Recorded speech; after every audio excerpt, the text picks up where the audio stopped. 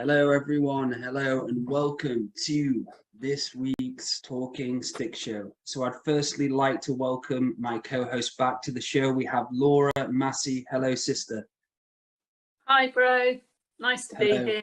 Thanks And for nice asking. to see you. Again. How are you doing? How's things Really with you? well. Thank you. Yeah, Yes. really excited about this show. Good, good. And I'd like to welcome back the Grand Master of the Obvious, the Galactic Historian, Andrew Bartzis. Hello, brother. Hello, how you both doing today? Doing Yeah, really good. well. Really well. And great to have you back on. Oh, I look forward to our conversations, always deep and in depth, and we go into strange and unusual places and reveal new things. Beautiful, beautiful. And so how are you, Andrew? What's new in your world, brother? Not too much. Everything's been quiet here. As usual, the United States government is acting like a clown world, and the sad clowns are on parade now. Okay, so it's a giant stage play, and people are watching the stage play. And hopefully, Yes. I'm saying don't buy a ticket and don't watch the show. So you're coming into the election period soon, aren't you? November 3rd is the election. Yes. They've already started a massive ban wave on YouTube and on Facebook, even though there are congressional hearings against the big tech companies right now. Twitter just got grilled, Facebook got grilled, Instagram, and as well as what is the other one? Snapchat. All of them got hard grilled, really hard. But they're still censoring. They're still doing whatever the government says. And as long as the current regime is in power, nothing's going to change. Okay. So it's basically like a repeat of what's happened before, and everything what will happen before will happen again. Except now they have a lot more experience of banning people instead of doing indiscriminate bannings like they did before. Okay.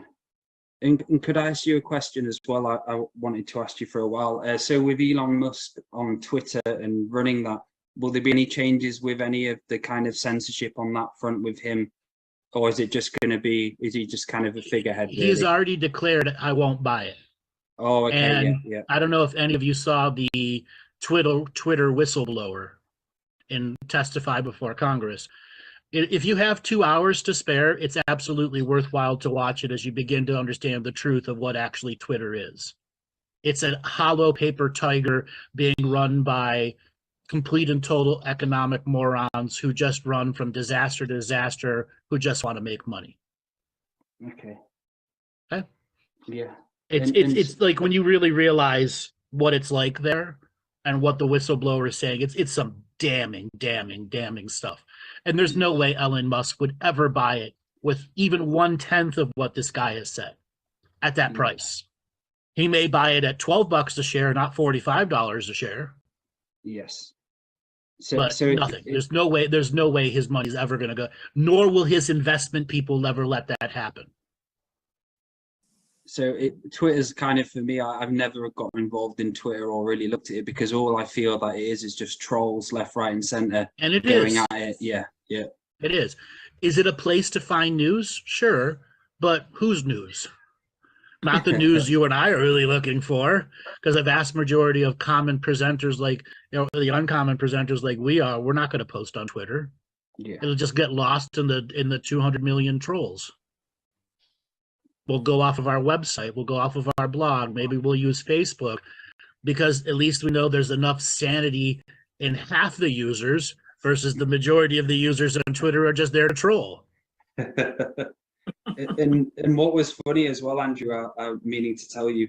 So when you talked about a few months ago, and you've talked about it through the years, about Facebook and kind of use of Facebook and how addictive it is. And I had to go for a period where I have to delete it off my phone completely, especially the Messenger as well, because I was so addicted to it and my subconscious was taking it. And yeah, I really resonated with that. And for me, in the last 3 months, that's been my kind of like detoxing from that, so to say. Mm-hmm.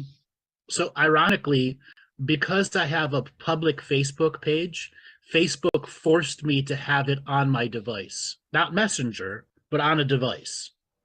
Wow. I couldn't just give control to my administrators and not have to log into Facebook. Literally forced it to have me to have on a device.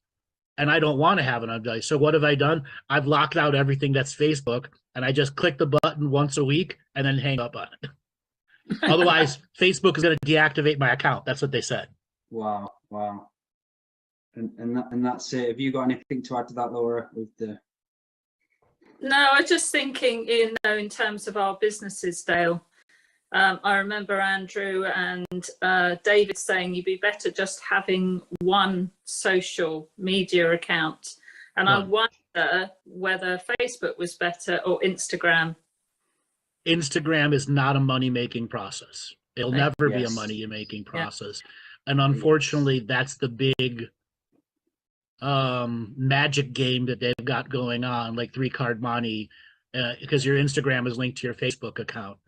Now, is Facebook good for business? Yes, but it has lost a lot of its capacity because of mismanagement and rapid and massive banning of personalities who should have never been banned. And the majority of the young kids don't use Facebook. Why? Because they got their mother and their father and their cousins, their aunts and their uncles, and they can't talk about whatever they want to talk about. Like on Instagram, they can. So you have cultural groups mixing together that can't have their truths. So Facebook has lost its capacity for small businesses to be successful on it. Will it make it back? I doubt it. They put so much money.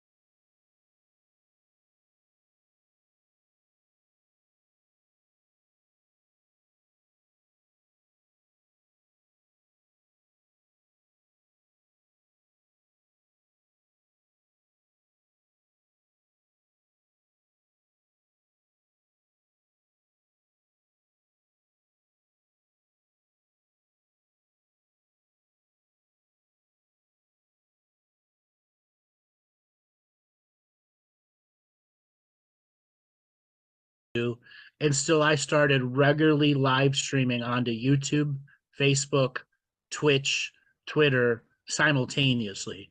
And I built an audience in each side. And what I discovered now is like I don't even broadcast onto Facebook anymore. It wasn't worth the long-term views, but what it did do was just remind people that there was a show. Yes. And unfortunately, do posts make a difference? No, they don't. Unless it gets 100 shares, 100 comments, and 100 likes on a regular basis, it isn't having any form of market penetration. But we as business people still have to do the due diligence of it. Yes. And that's the other sucky side of Facebook. It forces you to be on their platform all the time. Yeah, it does. I remember David Ellis saying on your business page on Facebook to post it twice. Dale, this might be helpful for you because the first time you post it, they're checking up the algorithm of it, and the second time they don't. So if you put the same post up twice on your business page, it somehow gets through better. Right. Also, when you post in the morning, it's somebody's middle of the night somewhere else. And then it reaches both time zones. Like what I discovered is I had a very big audience in India, in China, in other places like that. And they would see all the posts. They're a day ahead of us. Or sometimes a day in Australia is a day and a half ahead of us. So making the second post made a difference. Or the Facebook replay that they watched, now it's to redirect to YouTube. Why? Because I have one point of interest instead of having multiple points of analytics where I have to compare and contrast. And unfortunately, Facebook's analytics is absolutely garbage. It's absolutely garbage. I don't read them. I take no notice. I mean, I had more luck with my reels. I've done 3 or 4 reels now, and had many more views with that than posting direct onto the page. So, you know, that is another way. And what about, And the trends, go ahead. The trends move so fast, unless you're sticking up with the internet marketers that are out there and taking regularly spending, you know, a few $100s on a class every 3-4 months, you're never going to be up on the trends. Like, I have Robert, my producer in the background, and he was able to figure out how to clone my audience. Yeah, you can actually clone your audience, but you got to know how to do it. And was it technically difficult? No, it took him about 6 hours of reading to figure it out, and he got it to work, but it's still 6 hours of paying somebody to figure out how to do it. But Robert regularly goes and does internet marketing just for his own self. And there's a lot of things that he's learned about the trends. What worked 6 months ago doesn't work today, but it might work 6 months from now.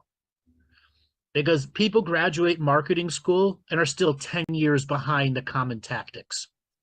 Yes. And you mentioned that, I remember a few years ago, I remember the show you mentioned, it was saying that all these people with degrees, marketing degrees, and whatever they trained in, it's all changed. It's the same with my brother who did computer programming, and back then, now he's come out of it and he's so alien to everything because it's all completely changed since. Completely changed. You know, and another thing to understand about marketing in general, so many people say email is dead. No, it's not. Okay, it's dead for children who don't check their email, but the vast majority of people have their email linked to their phone. Yes. So creating an email list will be far more beneficial, and looking at how do you use an email list to your advantage? How do you keep it warm versus cold? How do you tell them what your updates are so that you may say, hey, there's a show coming 6 times a month. That gets too much after a while. You got to change it, change the words. You can't just keep repeating the same paragraphs over and over again. I'm guilty of that. Yeah. Okay. Yeah. But it's also, I've built a static audience that I know is always going to be there. And the new audience can see those static repeats, and that static energy is good enough for me right now. And so you've got sound core base. Go ahead. Yeah. Sorry, Andrew's got a very sound core base of audience, haven't you now? Yeah. Well, I've always had. There's always been, 1,500, 2,500, 3,500 people that are always listening in the background. Yeah. Yeah. I think I first found you, Andrew, was through typing in Galactic School, History School or something. I think you were the third one down. I was like, who's this guy? Then I listened to your way to work to my restaurant where I was working. And I listened to the information like, fuck. I was like, I'm going to have to listen to this walking home as well. Then I kept just putting it on. Then I was like, oh, fuck. A lot of people that the same journey. They found a video was recommended. 25% of my audience comes from YouTube recommendations. Yeah. Okay. Wow. Great YouTube. It's still shadow banning and blocking me because I swear like a sailor all the time, and I know that, and it blocks monetization of some of the words again because I swear all the time. But I don't care. Yeah. Okay. Do I bring up any subject matter that's going to ban me? No. I've had one strike my entire time, and that was from a mistake video that went up, and it never went public. It was private. Okay. And that's because it had a 6-second clip from another video that was copyrighted, but they didn't give me a copyright strike. Okay. So, but that doesn't mean they can take my channel away in a heartbeat. So all they do to all the other channels. Did it happen with Monty? Did it with did his channel? Yeah. Videos that were a year old got him banned. A year and 2 years old. Yep. So what are they doing? Have they got an AI kind of going into the past? Who knows? Wow. And so what about Google Ads? Because I was going to ask you this, for using Google Ads, do you use Google Ads? And is it working? I have used Google AdSense in the past, and I have used my own Google Ads. Do they pay off? Yes. Yes. You need a lot of money to keep it going, though. And that's the game. That's the game. You ever logged in YouTube and there's a video and the advertisement, you look down and it's an hour and 45-minute advertisement? Yes. That's a whole show. Guess what? That works. That actually works.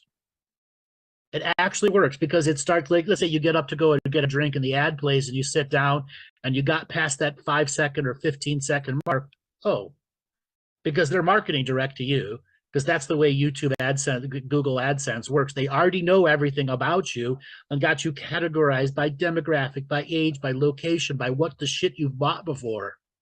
And when you get into the AdSense panel, you target exactly what you're looking for. And the money you're spending is only spent on that. Wow. And so what's it, so looking at it like a machine or through the years, say the system or the creation of it and what was created through it, was there a plan with it why it's like this and so fucking hard? 100% plan, yes. Okay. Yes. It's to keep the person addicted and the businesses addicted to its services. Okay. Based off of psychological preparation by giving you dopamine releases for every view, every comment, every like, every up like and down like, so on and so forth. It's designed as dopamine release, whether you're a business or a person. And that's the addiction, isn't it? That's the addiction. Something else that might be useful, Dale, that I think we were chatting about yesterday, Andrew, was not investing too much time and energy in doing too much before the election, because Facebook will be taken up very much with that. And I guess at the moment, related to what's happening here today, also the changing of the throne. So for me, I'm just concentrating on the self-help, spirituality, and galactic history stuff, the stuff that has always had the long-term penetration for my stuff. Am I really doing anything different than I have done the last 6 months? No. I have a product ready though to put out that'll come out in beginning or middle of October. And that's all the basics you've ever heard from me in one place, 4.5 hours of every aspect of every basic you ever heard me talk about in one product. Okay, everyone's asked for that for years and years. So it'll be a touchstone product that will last for years to come. And if anybody asks any basic questions, you could be referred to that product. I'll come out with a one after that. I've also chose over the last year not to put products out. Why? Because I wanted to grow a different kind of audience. Okay. And it's made a huge difference. Again, I put 80% of my material out for free. Why? Because people use it, it works for them, then they don't have any problem saying, I'll buy one of his products, not just to support him, but I want the new information. And that's it. And for me, how I feel from listening to you since 2012, I feel maybe before, you put out a lot of shit for free. Yeah, and for free. And I think I've listened to probably, I'd say 95% of your material on YouTube, and I'm sure Laura has as well. Both gone through them with fine tooth combs, and there's a lot.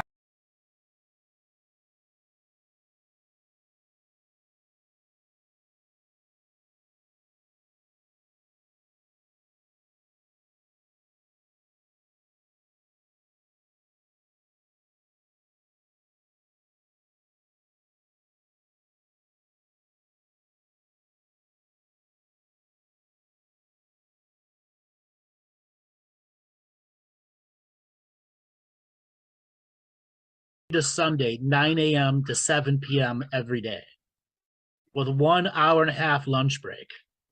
Wow. And there were 2,800 people in the audience.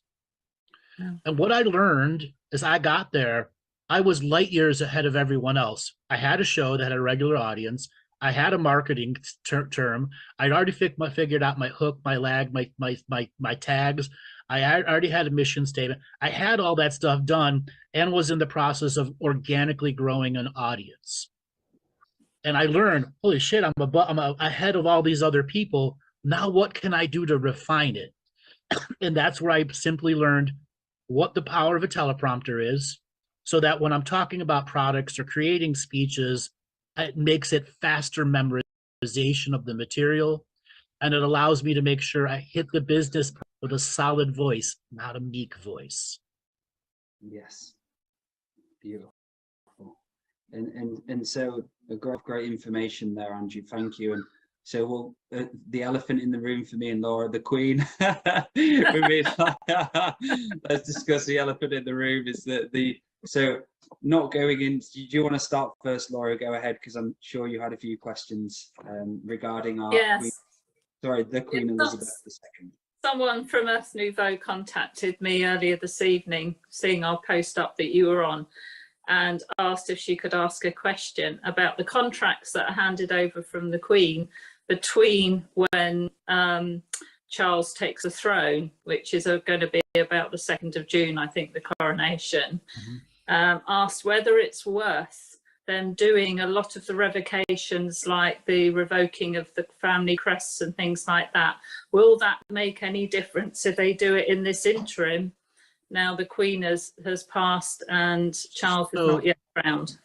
If you're going to do a revocation based off of a monarch energy, you're doing it for yourself, not for an outside expectation of a result.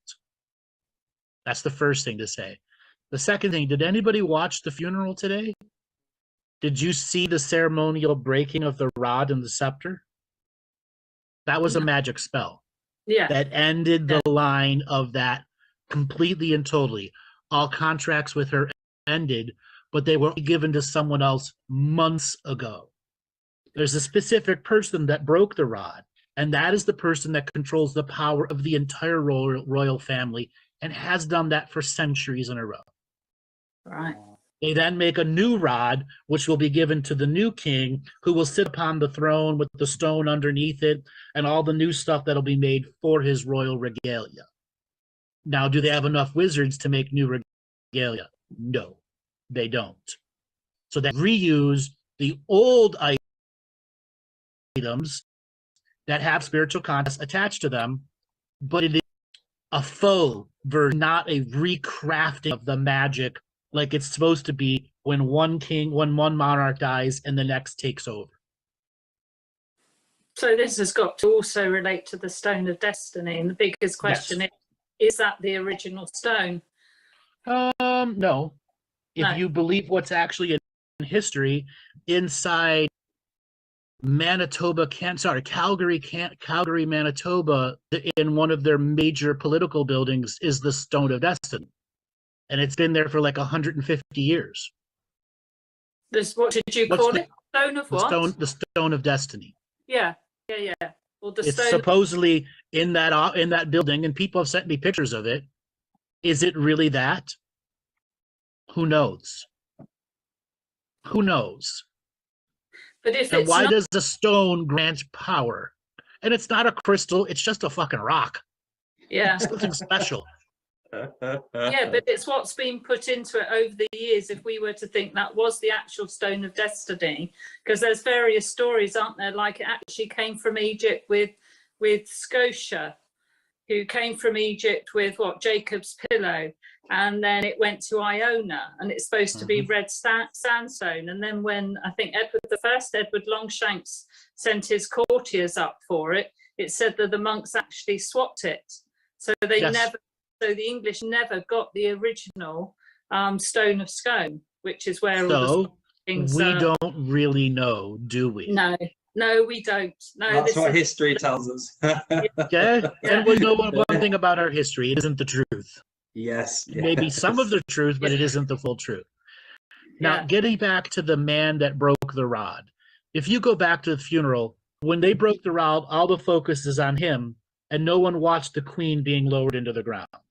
It's a very significant spell. He broke the rod, held the spiritual contracts that were already given to somebody else, and then the physical contracts will be recrafted under the new monarch on his coronation date. So the contracts of the old Elizabethan era have ended. New contracts for a new monarch will be created. Do they have the wizards to write them right? I doubt it. But it's the digital wizardry that's going to determine. Because will we ever see this pomp and circumstance again? No.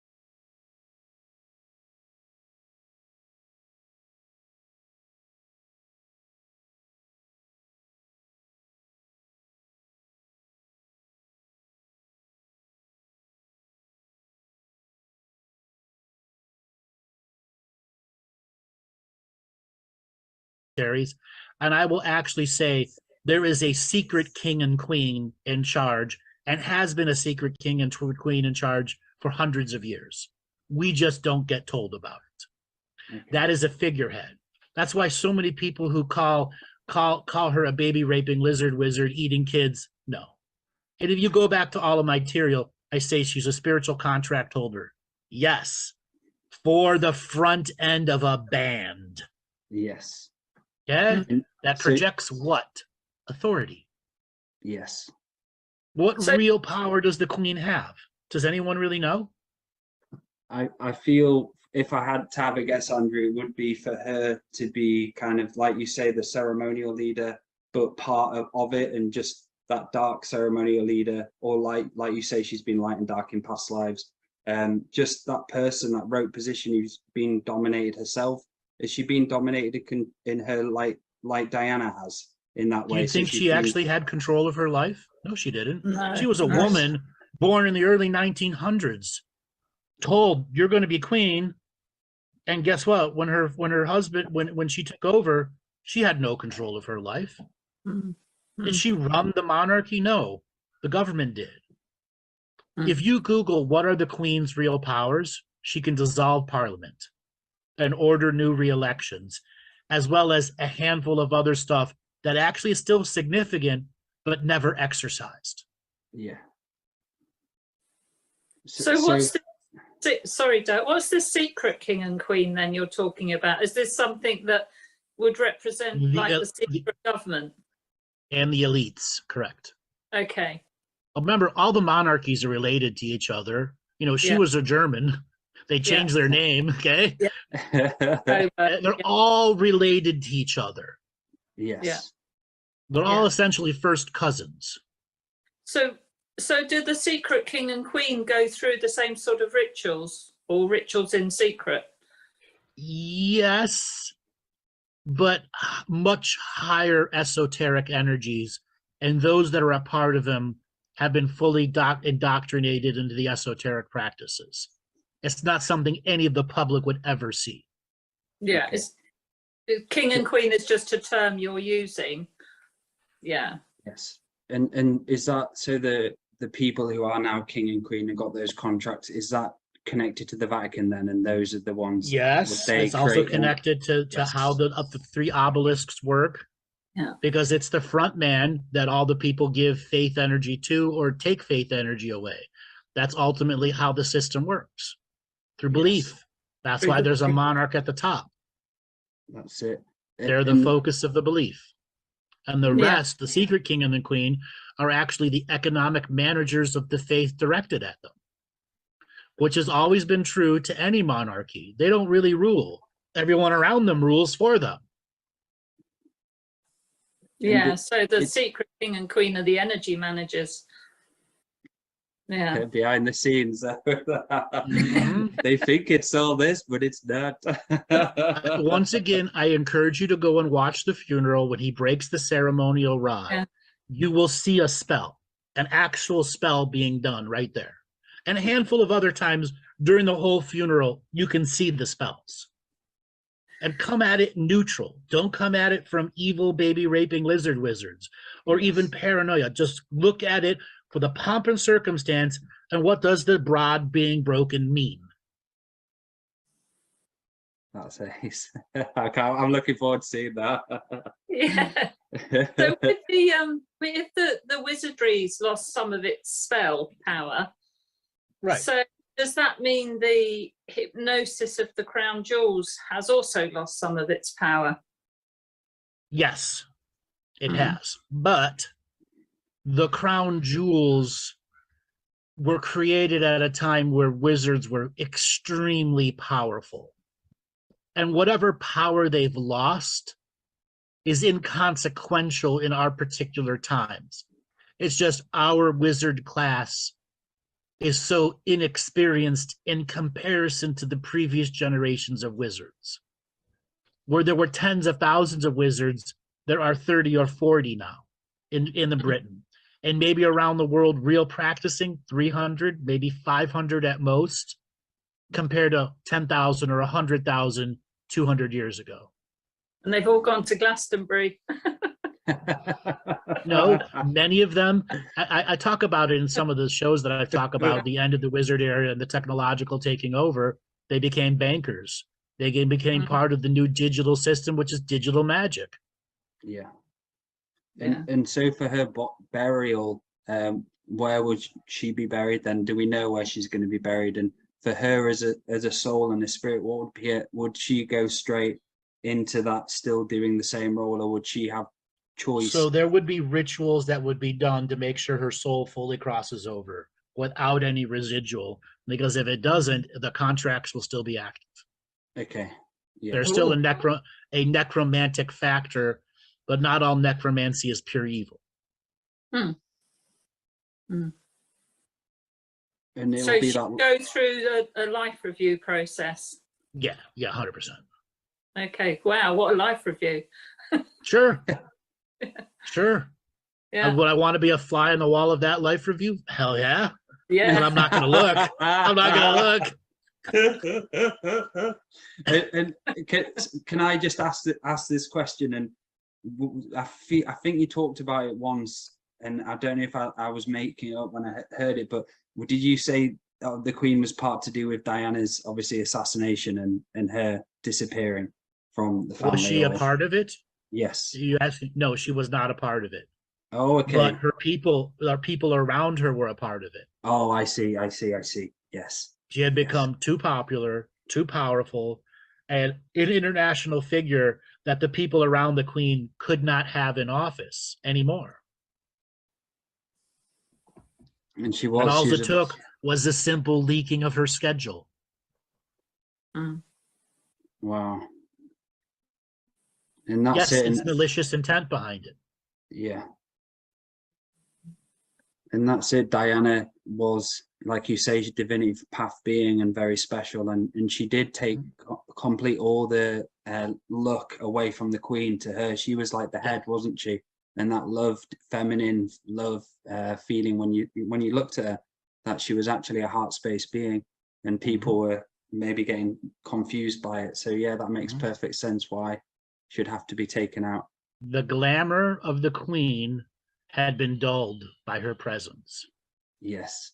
So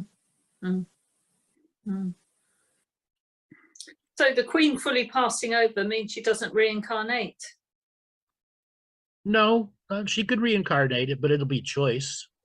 Okay. I wouldn't be surprised if she's going to wait until the awakening is said and done. Okay? Like she doesn't want to come back and go, you were the Queen and I hate you, and all the karma that can come from her coming back too early. Yes. Because we got it. All the people around that energy got to get over it too.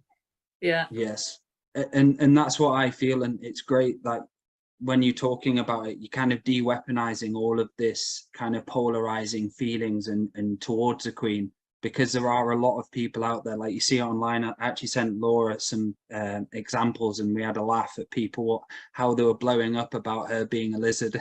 And like she's a horrible person, I'm glad she's dead. And like all of these fucking people left, right, center blowing up on Facebook, and I kept sending Laura them sharing, look at this. But if you look at the history of the monarchy as a karmic negativity, they hung a lot of people for stealing a loaf of bread. They killed a lot of people for nothing, forced people to war for a lot of nothing, or worse. And yeah, they were in the ancient days baby raping lizard wizards, but that passed. Okay, all that shit passed well into the 16s and the 1700s, post John Dee. Now, another thing to understand here is the trauma the monarchies have instilled on individuals is why you're seeing this negative backlash. Okay. Wow. Oh, okay. Yeah. So that's a karma.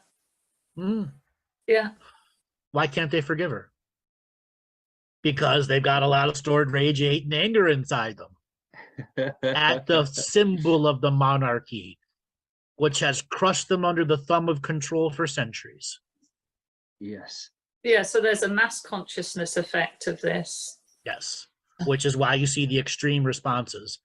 Like, what is it? 2 weeks ago, we know when they first talked about it, you know, I said some stuff, and I cannot tell you some of the negative responses I got on my YouTube. I'm never listening to you again because the queen is a baby raping lizard wizard, and for you to say anything, you have completely devaluated who you are. I'm like, I never said she was that. I've always said something different. I mean, I must have erased at least 25 comments that were very similar to that.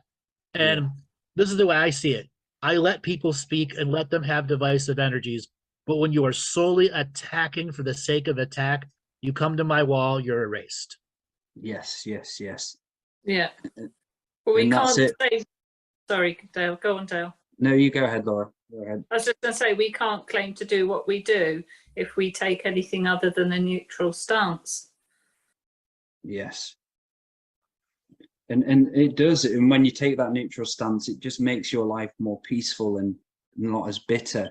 And when you choose to forgive, let go, move on, get over it, and it is life so much easier. It's fucking nice. You're not filled with rage, anger all the time, and just pissed off with everything. And you see it. And I've actually not defriended, but unfollowed so many people on my Facebook account because I just can't stand what I see on the post about this and that. And it's the same shit over and over again, where they're not taking any responsibility for themselves, but they're going on about what's around them and not going, hang on a minute, why don't I do the self-mastery journey and talk about that instead? Yeah. I get a lot of hate for just talking about self-mastery because they'll never be self-masters of themselves. Yes. Yeah. Yeah. Yeah. That's your choice. If you don't want to do self-mastery, go listen to someone else. I'm going to keep presenting what I'm presenting because those that are tuned to self-mastery will learn something from it. Yeah, it's a much more peaceful way of life, as Dale was saying. Nothing sticks. Yes. Right. I've always said I'm here to instill self-illumination master teachings. So you can do it on your own. Here's the blueprint. It's what's worked for me. Do it for yourself in your way, and you build it the way you need to build it. But the common words of fixing your broken faith, self-healing, self-nurturing, self-mastery are common things that every generation has to learn and relearn. Yes. Yeah. It's reclaiming those rites of passage. Definitely. And then following through with them. Yeah. Yes. And that was it for me. So when I was doing all the work and not being obsessed and learning the self-mastery skills, working on myself, doing trauma work, there was that time, and I remember you talk about repetition of illumination, and I remember thinking, I wonder what that feels like. And I remember a few years in, I started feeling it, and it started happening. I was like, wow, this is incredible. And yeah, very special moment, that when I felt all the work done was working and I was not being validated. obsessed. Yes. Validated in such a way that it wasn't just a dopamine release, but it was a spiritual bliss moment. Yes. Yeah. And I've got a question going back to the Queen and the jewels. Did you see that article about someone wanting the crown back? You know, the jewels in the crown. Yes. Was it loaned to her and by someone, and they want it back? It was worth, I can't remember how much, but ridiculous amount of money. As far as I understand, the crown jewels are still owned by the family, but protected by the state. They are considered state regalia, like something donated to a museum. Like, it got to the point where the queen couldn't wear the crown anymore because it was like 16 pounds. It would have broken her neck if she put it on. Okay? and if you go back in history, there has been a contention of ownership of the jewels going back 200 and 300 years. And it's because she technically shouldn't have been queen during the change of history. There were other people in the monarchical line who were much more suited lineage-wise, but they didn't have the political influence that her family did, and the wealth. Yes. Which has always been the case of the monarchs. Even though you're the one next in line by lineage, doesn't mean you're going to get in. We see that happening in kingships and monarchies all the time through history. And you see I would call it, so brainwashing, whatever you really want to call it, when you look around, like I went out in the car today and there was one shop open the entire day today, literally one newsagent's open around about 3 o'clock. And you can see that extent, can't you, with the programming and how deep it is still, and everyone's still obviously in that programming zone. And it is a huge portion of the world in England. What's it like over in America with the Queen, from your perspective, Andrew, with that? It's on all the television stations, and it's a needed rest from the radical news that we have. And the news agencies realize they've overdone it, and they're playing this up to very high degrees. Very high degrees. And to me, that's not a bad thing. It really isn't. It's a break from the endless drawl of propaganda and radicalization. And the bad actors. And the bad actors, yeah. Yeah. So moving on from the royal family, Laura, what would we like to go into next? And what would you like to, I know you've got a lot of conversations about Scotland, and it might be better. Yeah, really. I mean, a very nice segue into this would be what was special about Balmoral, if anything, or am I just looking for something that's not there? Because you're looking for something that is there, but it's for you to look for your own interpersonal self. And there's certain types of non-curiosity research for you to do. Like, what's the history of the isles that are up there? Yeah, I've been doing that. So I understand now about the Lewisian stone, which is one of the oldest stones actually in the world, isn't it? And that's certainly up in northern and northwest Scotland are the old volcanic rings as well. So, and the fact that quartz and feldspar, is it, are some of the most prominent crystals in that stone, and also the as we spoke about before, the electromagnetic frequency that is emanated out from the land into the sea. But I noticed also linking the Queen to this, or linking the crown. The crown is different from the Queen or the private royal family, what they own, but they own a great deal of the waters. Which they always have, because that has been a tremendous agricultural resource. Yes. Okay. So are like we talk about Atlantic salmon, and we talk about a lot of Scottish food being among some of the best in the world because of the waters and so on. Was the best of the world. Okay. What's changed then? Because I was going to overfished it. They overfished it. Yeah. I was going to the point of cataclysmic destruction of the life forms that are there, and will they regenerate? There's one thing that COVID revealed: when all those big ships, the cruise liners, started not sailing around, life came back very fast. Yeah. And right now, the need for seafood globally and the prices that they're charging for it are ridiculous. And you have so many corporations strip mining the fish and leaving nothing for the next generation. In the past, they could barely scratch at the surface of what would be regenerated every year. Even if there were 200,000 or 300,000 ships skimming the waters for fish, it still didn't break.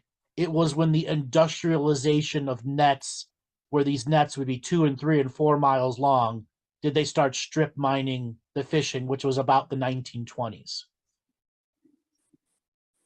And 80 years later, there's virtually no fish in those areas anymore. So is that why they've gone into farming salmon? Yes, that's exactly why they went into farming salmon. Right, but my point was, with the electromagnetic frequency of the waters, would that make a higher quality product from the sea for us to eat? Yes. Okay, right.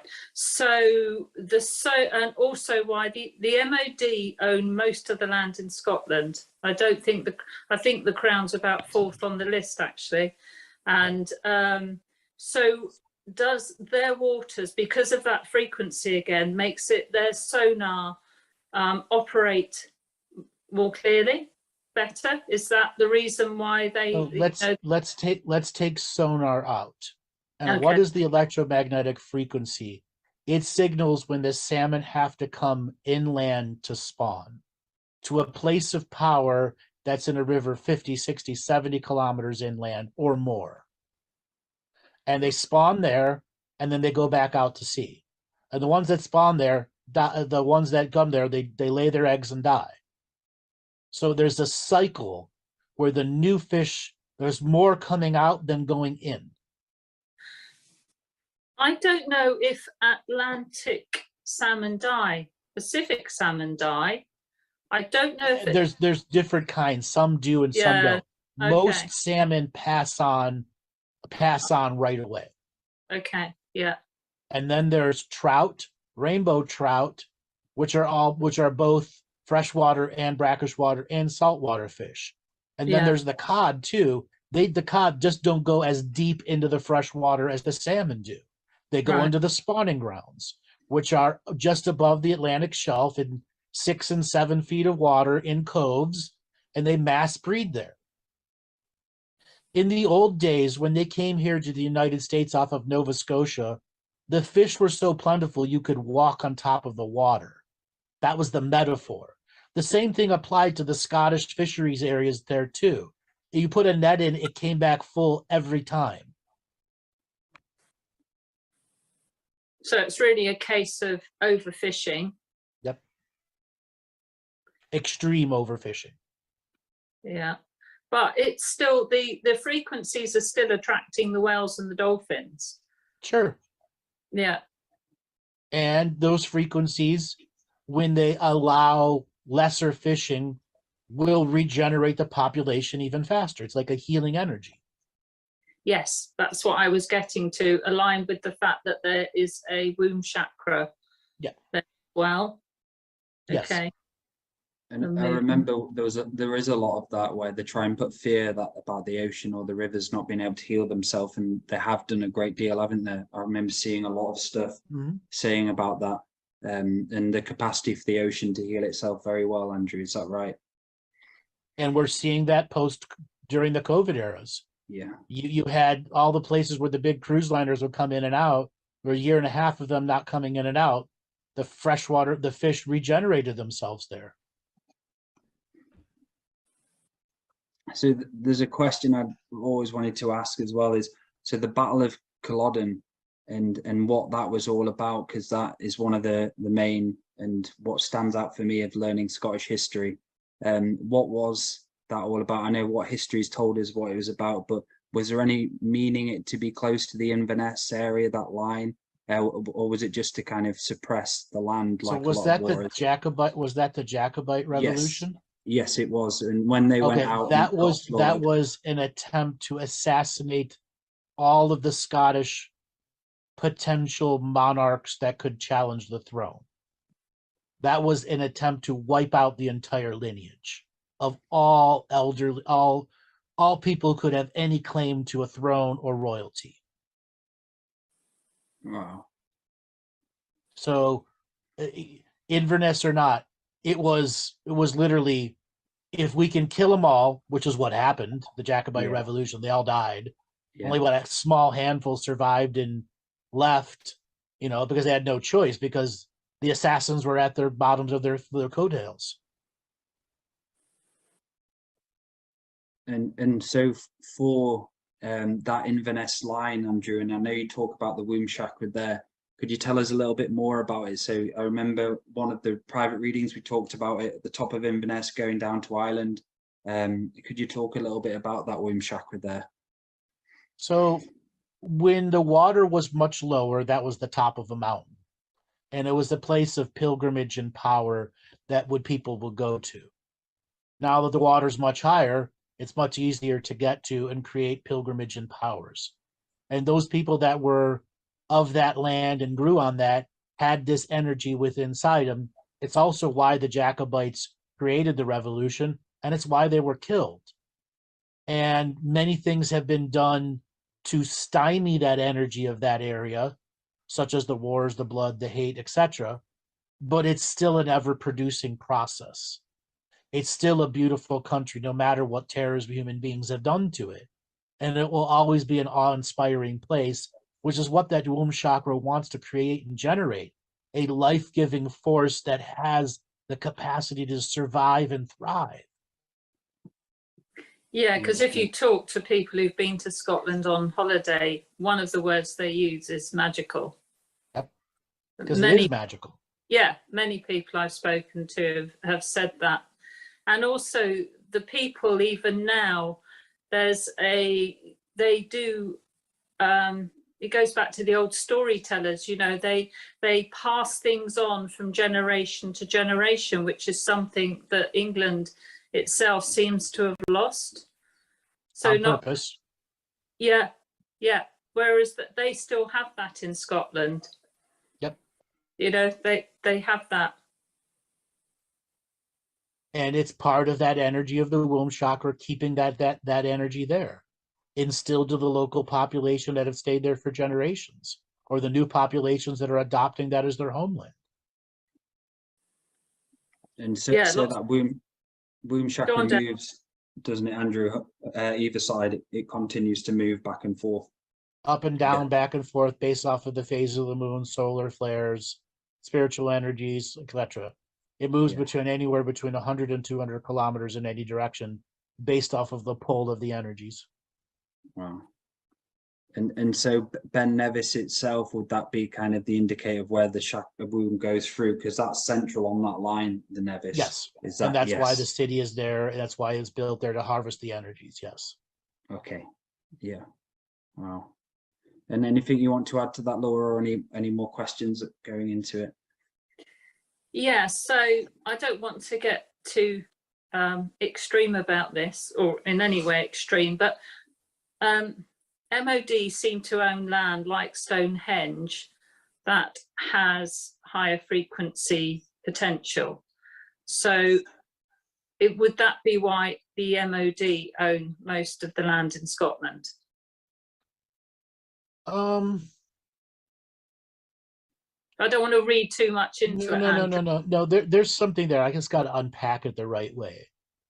So the MOD has all these other organizations that are subservient to it, from the archaeological researchers, everything, and putting one group in control of all of that is a way to make sure history that's not supposed to come out doesn't come out. Yeah. So that would be the main reason. Secondary, by putting the MOD in charge of it, they put the land into a trust that's backed by the government, so that nobody could just come in and take the stones down and turn it into an amusement park. It's to protect it, but in reality, having that one group in charge determines who gets to do the research and who doesn't, who gets the money to research and who doesn't, who gets the public-facing tours and buses and who doesn't. That's really what it's for. Wow. And there is at my visit to Scotland, because I went to Loch when I was younger, and a few years back I went to Loch Lomond, and for me there's some, like you say, something very special about that place.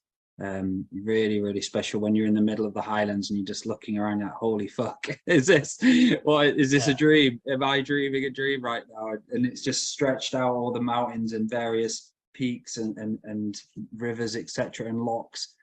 So would you say, going to the actual Loch, what's the main one, with the monster on, what you went visited, Laura? Loch Ness. Loch Ness, yeah. So specifically Loch Ness, Andrew, is there any specific thing about that? Because I know you talked about the energy harvesting from crafts, which were always around there. Is there any particular information about the Loch Ness itself? So all of those lochs have deep underwater caverns that connect them all to the ocean. Okay.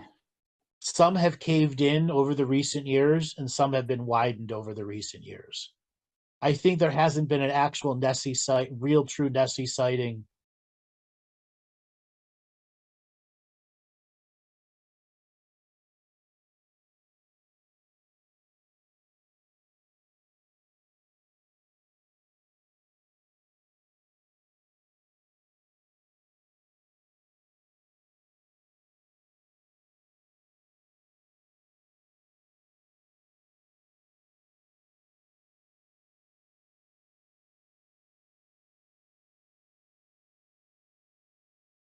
any particular information about the Loch Ness itself? So all of those lochs have deep underwater caverns that connect them all to the ocean. Okay. Some have caved in over the recent years, and some have been widened over the recent years. I think there hasn't been an actual Nessie site, real true Nessie sighting in what, 2 years or going on 3 years now? Meaning the population has dwindled or they've moved on to somewhere else. Which is part of natural history. The fact that one has never been physically caught over a long period of time, that means the beast itself, which is not really a beast, has the capacity to pass between the corporeal and the incorporeal world at will, which many sea life do, but we just don't recognize that sea life can phase in and out of reality. Yeah. So let's talk about the Loch Ness monster then, Andrew, and Yeah. what type of being, and I'm sure it's a very heart space being, is the Loch Ness monster, and a bit of history about the Loch Ness. So the Loch Ness monster, I think it goes back to stories all the way back to the 1300s that there's something in the waters there. And it was never aggressive. It never really attacked people unless you instigated it. It was a mammal, meaning it gave birth, live birth. It didn't lay eggs. It would come out of the water to give birth, just like a lot of humans go do water-based births. So, so you would regularly see it on land, and it was big, between 6 and 15 meters, depending on its age and size. And is it a plesiosaur? Yes, but there are other versions of plesiosaur in the archaeological records that are even bigger, different sizes. And I actually believe that at one point there were about 9 different species of plesiosaurs that were all throughout the mid-Atlantic, North Atlantic waters that were using the underground caverns and tunnels to come in and do their breeding in the freshwater resources, just like the salmon and the cod and all the other fish, all the sea life would do. Yeah. They discovered that they could live long periods of time in the freshwater. Like, here's an example. If you go down to Florida and you look at the Mississippi River, did you know that bull sharks will go all the way almost to the Great Lakes? That a bull shark gives birth to its babies in fresh water. You regularly can find 3, 4, 5, 6, 12-foot bull sharks in freshwater rivers and lakes. Wow. Okay? And it's because in their first several years of a bull shark's life, it's designed to live in freshwater. And it's one of the few animals that can adjust its own salinity levels. And the same thing applies to the different things that we'll call Loch Ness monsters. You know, they're not just one species, but they also have a special energy, like phasing in and out of reality, as well as a psychic awareness for predators. What predates a plesio? What will be a predator for a plesiosaur? Okay. Killer whale. Killer whale. Killer whale. Yes. Oh, look at that tasty feed.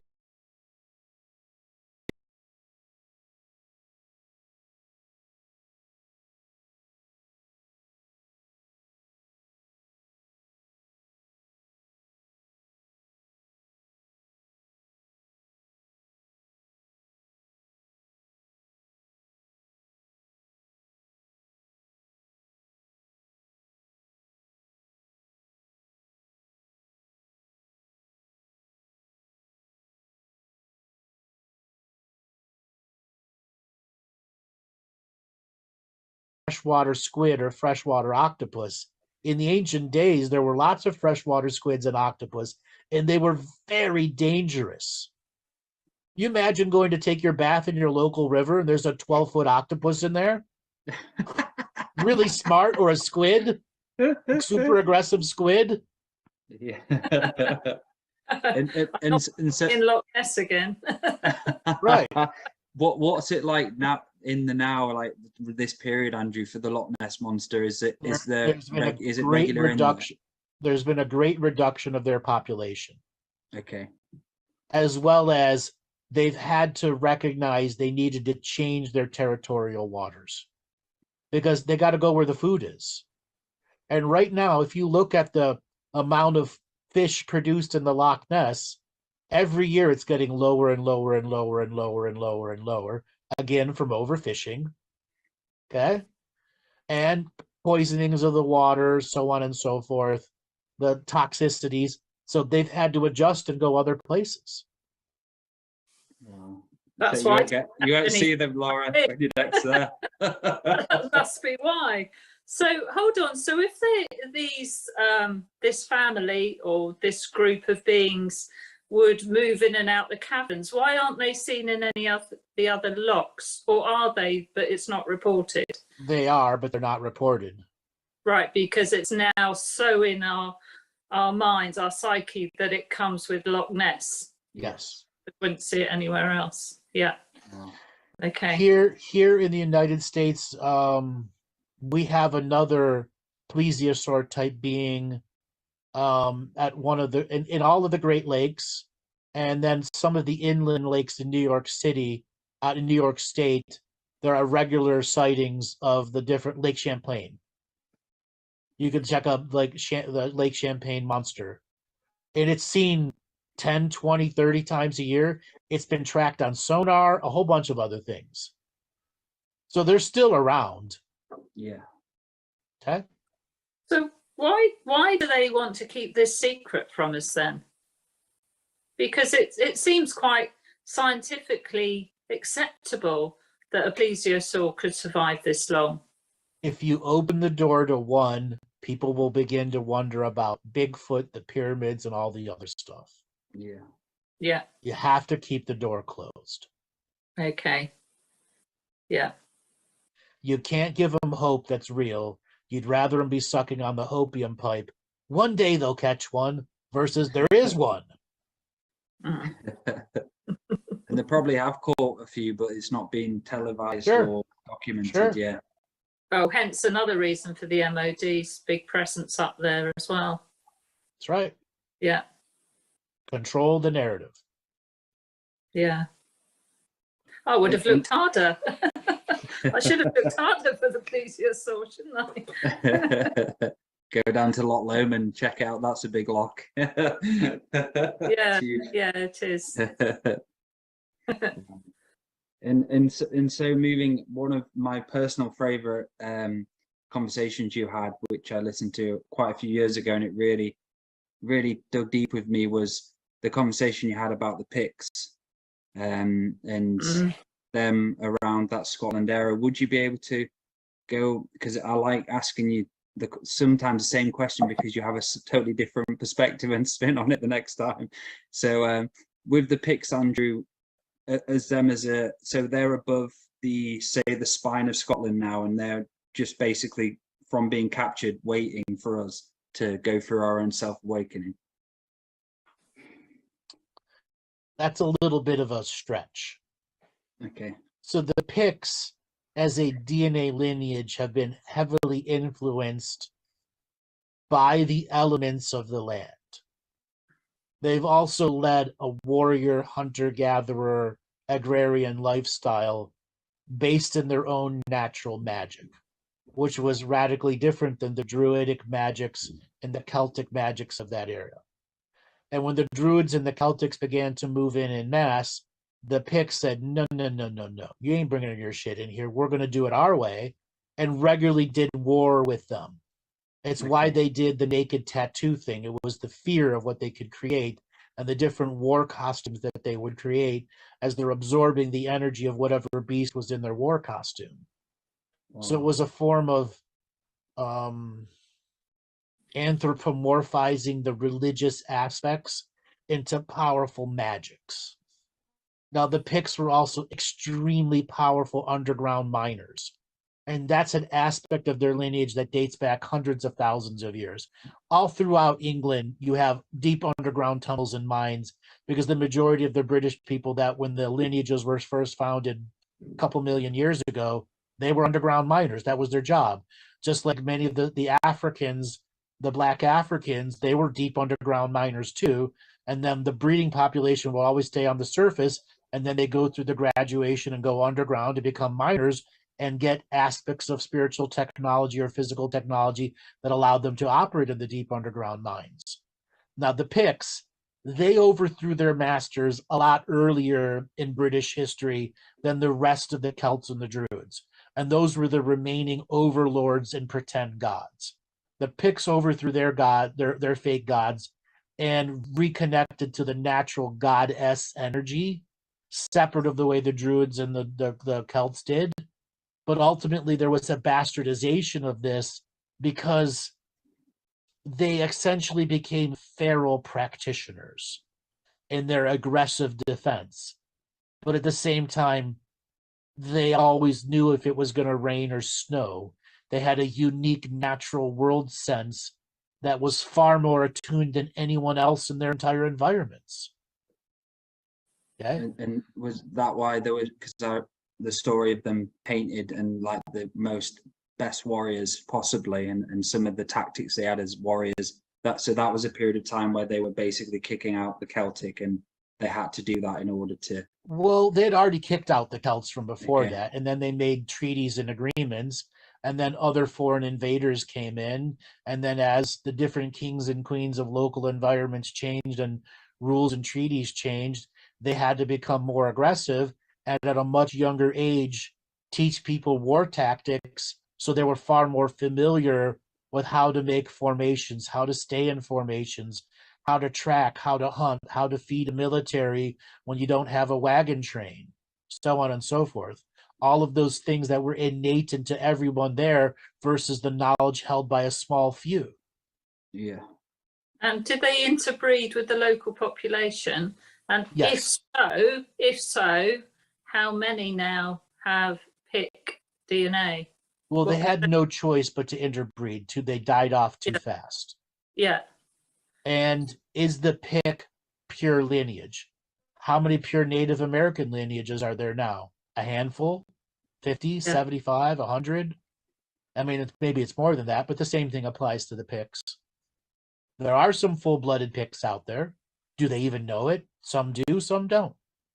And what about those? There'll be some that have some of their DNA, though, through the interbreeding.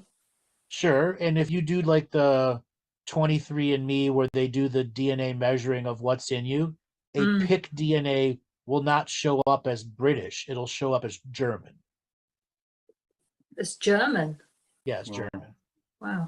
And what was their skin suit like, Andrew, the Picts? So when they were incarnating into the skin suits, was it just the regular human form, or was it... They were always a taller? regular human form, Yes. except they were taller. They weren't giants. But remember, the average human height in the 1600s was like 4'9", 4'10", and now we're averaging, 5'10". So if you had a 5'2" Pict in a 4'8" world, that was pretty tall, because that also came with 40 pounds of more muscle. Wow. Versus a 9-foot giant. And for them being taken out, was it the Roman Empire who had to come and take them out? And when they got taken off this world, were they physically taken off by them, or how was it done? Were they assassinated?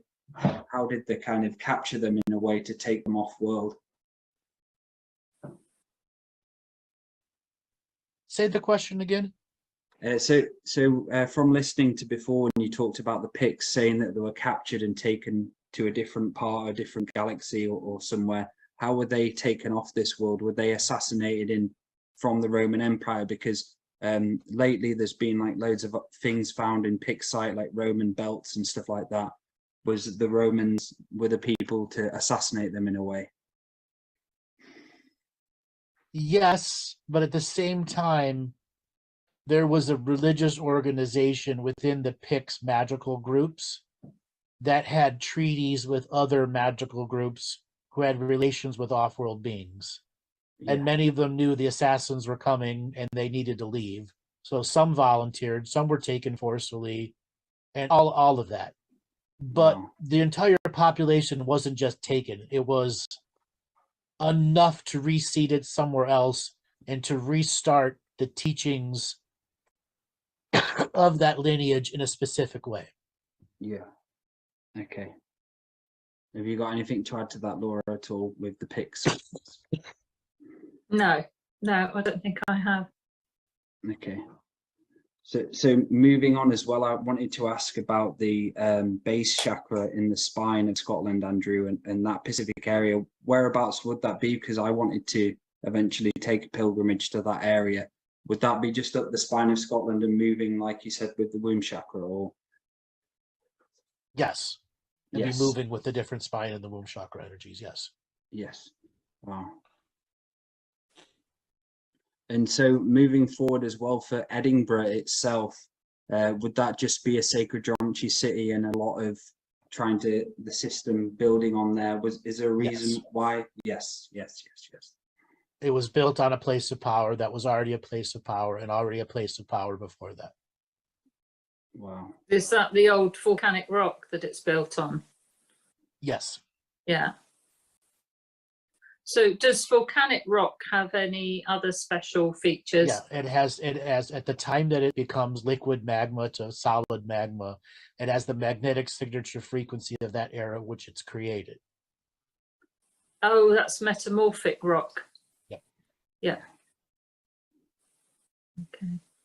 And so which allows you to naturally have conscious time travel. Okay. And So, going on, sorry, Laura, go ahead. I was just going to say that will be the general frequency of Scotland then. Correct. Allowing you to have conscious time travel, because the Picts were they time travelers or just like consciousness explorers? No, they were invaders. They would go and invade other realities. Okay, but that doesn't make them time travelers necessarily. No, they had control over time.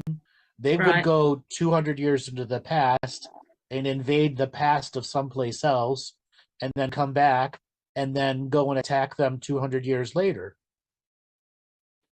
Right, so of the UK, what we're saying really is Scotland is fairly unique of all the UK of having this higher frequency that's built into the bedrock of the actual The country. entire British Isles is that way. Okay. So London is built on an even more powerful energy than all of Scotland. That's why the city of London is where it's at. Okay. And why is so much of the Catholic Church invested into Ireland? Because they want to harvest that energy. Yeah. And so for the Isle of Skye, very special place, and so looking at that and the land there, what's the specific technology of the Isle of the Skye, Andrew? There's history there, and it's where the magicians went to procreate new magicians and test and practice. And back in the ancient days, let's say 7-8 million years ago, it was the Disneyland of Atlantis. Okay? And for you, what Laura, do wizards do at a theme park? Think about it. They do wizard shit. Yeah. Cast some spells. Imagine what a wizard's roller coaster is like. Yeah. And the Isle of Lewis as well. What's specific about the Isle of Lewis, and it's got that. What's the stone circle called there, Laura? Was it before it was an island? It was a top of a mountain. Yes. Okay. In which people pilgrimage to get to the top of the mountain, to feel that energy at the top of the mountain. Okay. Which would be at the highest point in Lewis. Okay. I don't know whether that's canonish or not. There's more than one stone circle there. Mm-hmm. Yeah. Okay, so these stone circles, are they part of a leftover Atlantean technology? No, but the wisdom was instilled into them that has aspects of Atlantean technology.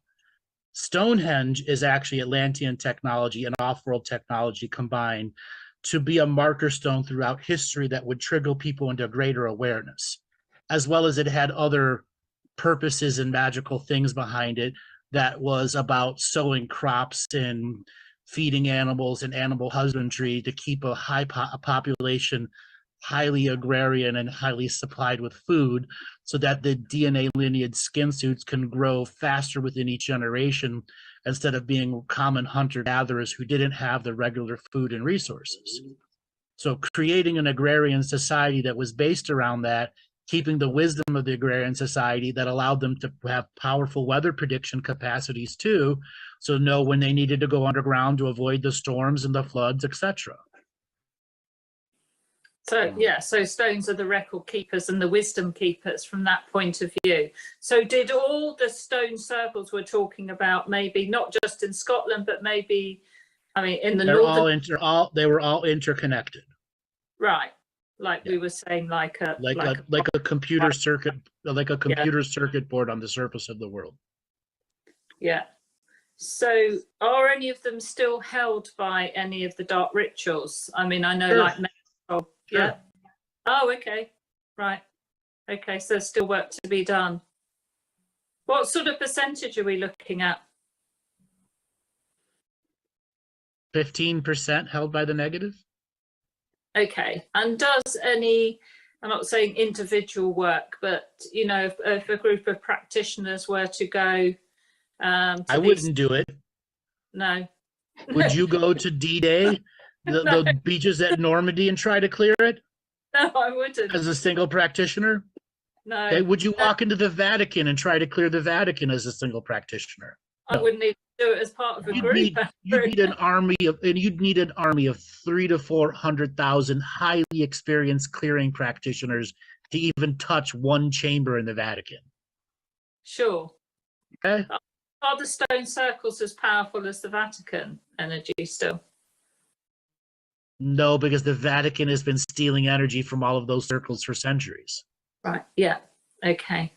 So what you're saying, Andrew, is I know a lot of people like to go to stone circles. Me, myself, I did in Scotland, and it did like a ritual on the land and started working with the land itself. So you're saying that it's all right to go there, but trying to fully clear out these parts and areas, you need a hell of a lot of people, and you need to know what the fuck you're doing. Is that what you're saying? Yeah. If you're going to go there to learn about the ancestors and do ancestral offerings and balancings, that's different than clearing. Okay. Yeah. Wow. Yes. You know, Laura, I remember telling you years ago, why do you need to clear everything you go to? Okay.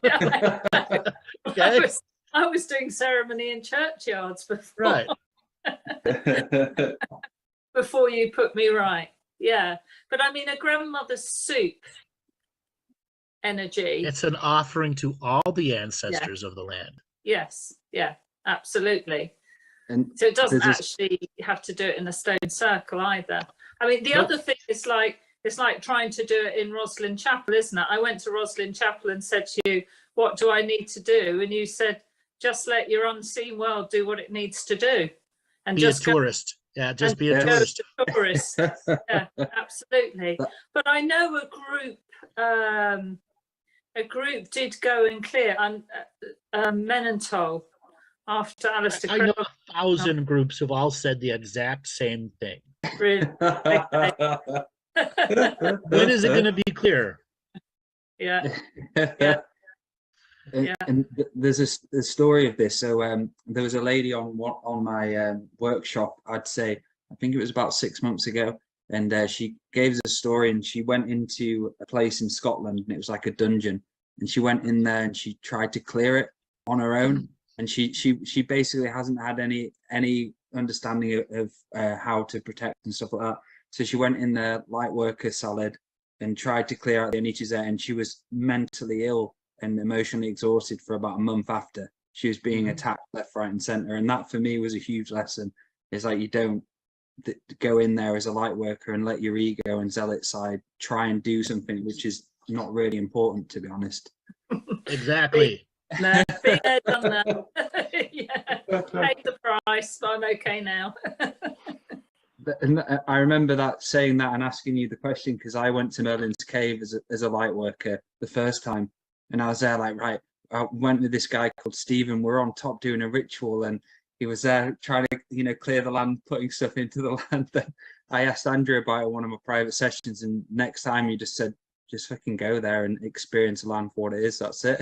And I went it. there second time, and my second time in there was so different and beautiful and unique, because I was actually just experiencing, using my senses and trying to fucking be this light worker, and I want to heal at fucking everything. Oh, you know what that is, Dale? That's the warrior soul shard. Yes, Right. yes. That's the one leading you out there.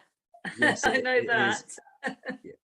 And we're all almost coming towards, we did want to talk about the soul shard, Laura, didn't we want to quickly go into these different soul shard aspects? What are you like for Andrew feel, or do you want to save that for another show? Andrew, do you want to save it for another? Yeah, because then we can make it all about that, and we can go full into those teachings. Yes. Yeah, brilliant. Yeah. Okay. And I feel that you saying that, Andrew, is such a big, and I know so many people listening to this, and it kind of put me at ease when I just knew I could be a tourist again. And I could just go. I didn't have this fucking mission of like, I've got to go do Scotland stone circles and go around and clear them out. Like, how do you teach that lesson? Because I had faced that conundrum early in my awareness of all these people coming from a state of wanting to do good, but not realizing the ego behind. You think you can change an environment that has 900 years of prayer and worship behind it, or thousands of years of history behind it. I can't tell you how many people call me up. I've cleared the world. Okay, you and 25,000 other light workers that are 67 years old and got a bug up their ass for clearing everything. The people that do missions, the mission people, I have such a tough time with them because only a handful of them actually do anything real. Yeah. So that's great, Andrew. And I'm looking at my memories of Scotland when I went to the stone circles and went to the top of the Loch, bottom of the Loch, all light worker and all light worker mode, exactly. Gratification.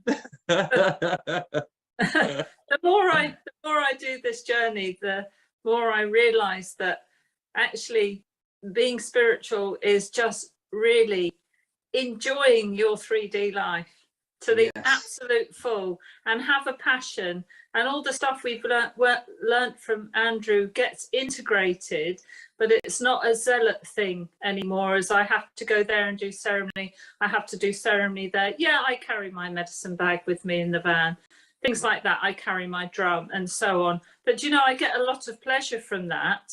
And as Andrew's saying, a lot of that is about connecting with the ancestors of the land. Being an ancestral medium, for me, is more important now than clearing land. But when I first started out, like you, Dale, I was thinking, how on earth, like you were saying, can I get to all these standing stones? How can I do ritual? Oh, there's so much to do, you know. And then after a while, you realise that you don't have to do that, and maybe just the joy of being actually overrides so much of it that you're actually trying to clear, but you're actually trying to make hard work for yourself in doing it that way. And you can just choose. It's almost an easier route, but it's finding the passion in your day-to-day life, isn't it? It's finding the joy of living and making your life a living prayer. And for me, that can override so much more than some very serious light worker stuff does. But I think that's come through trial and error, hasn't it, Andrew, with me? Yep. You know, I've been shot back a few times and caused myself some harm, and then Andrew's had to come and rescue me. So I've learned the hard way too. Beautiful. And what a great way to end the show. And thank you again, Andrew and Laura, for co-hosting. I really do appreciate it. And thank you for this special show.